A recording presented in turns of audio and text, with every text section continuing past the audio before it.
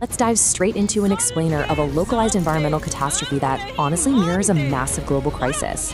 Released intentionally on Pakistan's Independence Day, August 14th, 2026, what we're looking at is a desperate manifesto. It's from an anonymous mother living in Block H extension of Sohan Garden.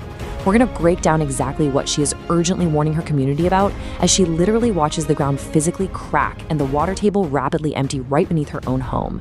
She anchors her entire message on one really profound statement: water is the bloodstream of the biosphere and society.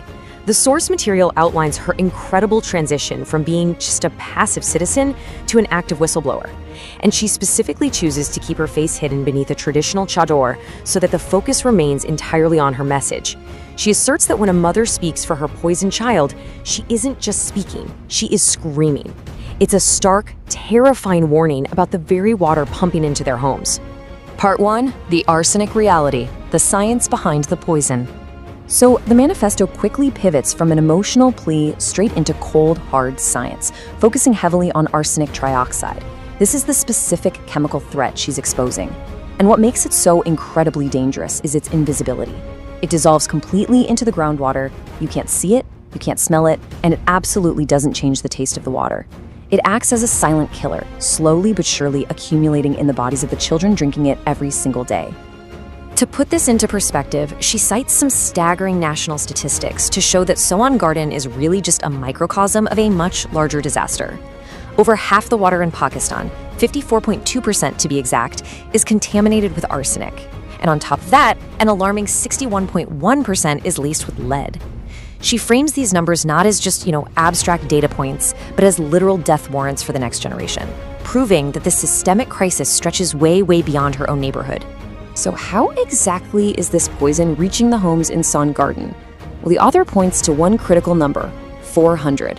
In her technical warning, she explains that when commercial-grade tube wells are drilled past a depth of 400 feet in this specific region, they pierce straight into toxic arsenic-laced groundwater.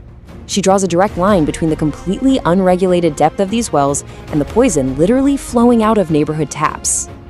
And the sheer scale of this extraction is just staggering.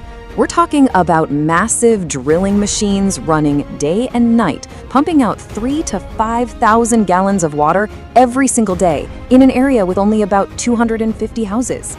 This extreme, relentless extraction is dropping the water table like a ticking clock, causing the silent sinking of the land itself.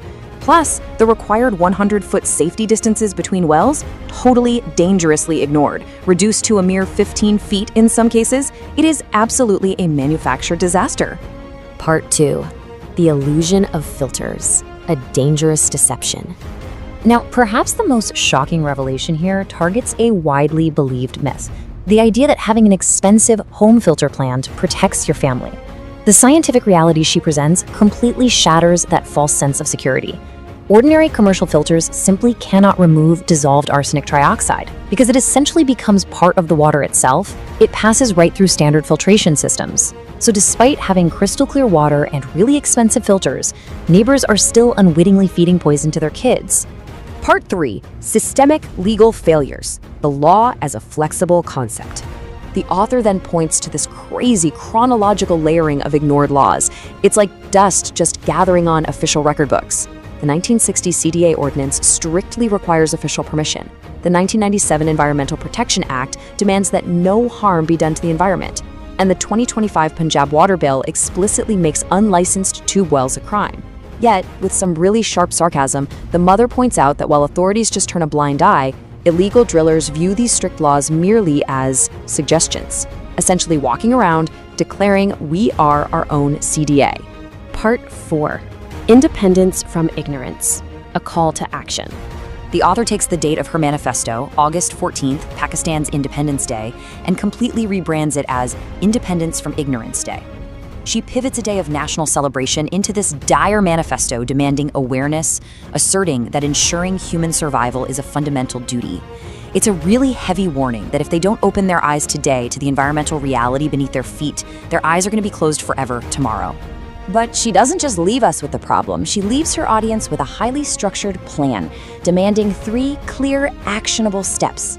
Step 1, check your tube well's depth. If it is over 400 feet, you are at risk. Step 2, Get your water independently tested for arsenic. And step 3, which is by far the most urgent of all, stop relying on the illusion of ordinary filters and stop giving poisoned water to your children immediately. Which brings us right to the manifesto's final haunting ultimatum. Will you continue to give your children poisoned water? The author makes it abundantly clear that silence is the greatest crime here. She forces her community, and really, by extension, all of us, to reflect on our own environmental realities. Are we trusting blind illusions about the very water we drink? It's a powerful, uncomfortable question, demanding we step out of ignorance before the ground silently sinks beneath us all. So what's in your water?